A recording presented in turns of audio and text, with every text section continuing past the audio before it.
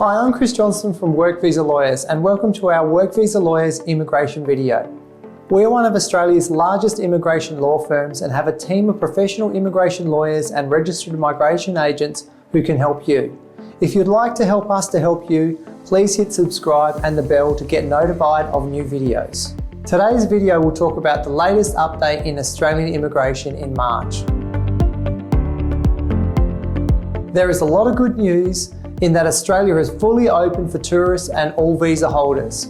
This leads to many new changes in various subclasses covered in today's video, including Skilled Migration Program 491, 191 and State Nomination Update, the TSS 482 visa and the DAMA, Skilled Recognised Graduate 476, the 408 visa, the Global Talent visa, Agricultural visa and the Contributory Parent 143 visa.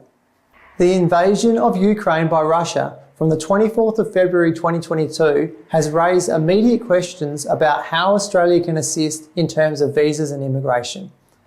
The Australian Immigration Department is now giving priority to the conclusion of Ukrainian visa applications in a range of programs including skilled and family. And all Ukrainian nationals in Australia with a visa that is due to expire up to the 30th of June will be given an automatic extension for 6 months. The Law Council of Australia in recent release has called for further measures including to implement pathways to permanent protection visas for Ukrainian asylum seekers and refugees currently in Australia, prioritise family unification when processing humanitarian visa applications from Ukrainian nationals, immediately increase the ceiling of 13,750 places allocated under the Humanitarian program for the 2022 financial year. If you are a Ukrainian who needs help with immigration, please read this link above for available options. Australia stands firm for Ukraine. Australia is fully open. Following the border opening on the 21st of February 2022, we've received a lot of inquiries regarding the travel exemptions for Brigding Visa B.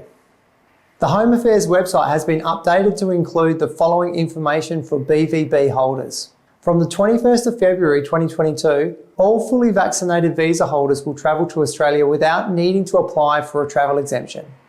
This includes bridging, visitor and any other visa type that allows travel to Australia not currently listed as eligible visa holders. Any unvaccinated visa holders must hold a valid travel exemption. It should be noted that proof that you cannot be vaccinated for medical reasons is not the same as a travel exemption. On the 3rd of March 2022, Western Australia fully reopened its borders to reunite with Australia and the world after almost 2 years of hard border restrictions. Now, international students can travel to WA without an exemption and quarantine free. Good news for 476 visa holders. We've consistently received queries from 476 visa holders. Now it's official that 476 visa holders can travel. Those who lost time in Australia due to COVID-19 international border restrictions will extend their visas for another 24 months. This visa allows recent engineering graduates to live, work and study in Australia. This will provide eligible visa holders with the usual visa length plus an additional 6 months. Minister Hawke announced on the 25th of November 2021 that enhanced visa pathways to PR would be available to existing short-term TSS subclass 402 visa holders. The legislation to enable this is currently being developed and is expected to be published around the middle of this year. I'm pleased to advise that the third version of the South Australian DAMA has been agreed and published through the SA migration website. The new DAMA has secured a range of new critical occupations such as hospitality and tourism, motor trades, agribusiness, and some other manufacturing and forestry occupations. Further concessions have also been secured, including lower work experience for AQF qualification holders will assist highly skilled international students, age concessions to 55 years for all occupations, the income threshold, English language requirements, and an expanded pathway to permanent residence for all skilled workers. Western Australia has published its DAMA agreement in the Southwest region. If you'd like to know more about DAMAs, please book an appointment.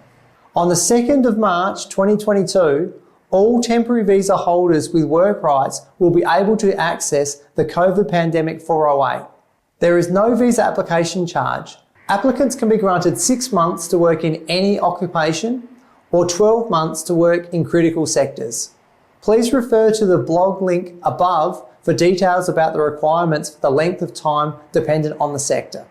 This new policy will provide further support to Australian businesses and a means to retain temporary migrants who are working and can work in a range of sectors across the economy. The most popular question of skilled migration is how long will the government take to clear the backlogs that have been there since 2019? The Australian government remains committed to supporting businesses and individuals with critical skills. As a result, some visa processing times have been affected. However, applicants with nominated occupations within the critical sectors will have the highest priority to get a visa granted. Onshore applicants will be given more favourable processing times than offshore migrants. The Australian government has started to make arrangements for the 491 and 489 visa holders. It has extended visa lengths by 3 years. This only applies to visa holders who were affected by the COVID border restrictions. Please use Vivo to check to see if you are granted a new arrangement. The government has just released the visa eligibility, including its definition of the relevant income year, visa application charge and primary criteria for main and secondary applicants. Hong Kong applicants are also included. Please refer to the link above for the full update on the 191 visa eligibility. South Australia opened registrations of interest to offshore applicants for a further 259 occupations on the 16th of February 2022.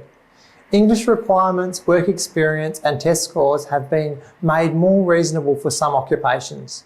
Requirements vary depending on the occupation. Quotas for Tasmanian skilled migration will likely run out before the end of the fiscal year. There are only 1,300 allocations left. Please refer to the link above for information on South Australia or Tasmania. Western Australia has announced that the quotas for the state nomination program for this fiscal year 2022 have been filled. The state government is investigating getting more allocations from the federal government. However, there is no guarantee on the additional places. Once it is available, all on-hand applications will be put on hold and applicants will be notified by email for any further changes. The Northern Territory has used up its 491 nominations for the 2022 year. If you are found to meet the eligibility criteria for this visa, you are unlikely to receive a nomination before the 1st of July 2022. Migration NT continues to receive and assess applications under the existing criteria. You should lodge your application as soon as possible if you meet the criteria. Applications may not be assessed before a visa expiry date. There are long delays on skilled migration visas, and it's often difficult in lining up employer-sponsored visas from offshore.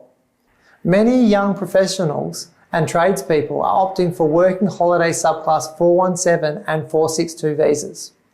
Between the 19th of January 2022 and the 19th of April 2022, working holiday maker visa holders who arrive in Australia can apply for a refund of their visa application charges.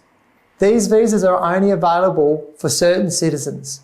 This would be great to start roles for occupations in demand, including diesel mechanics, carpenters and experienced accountants.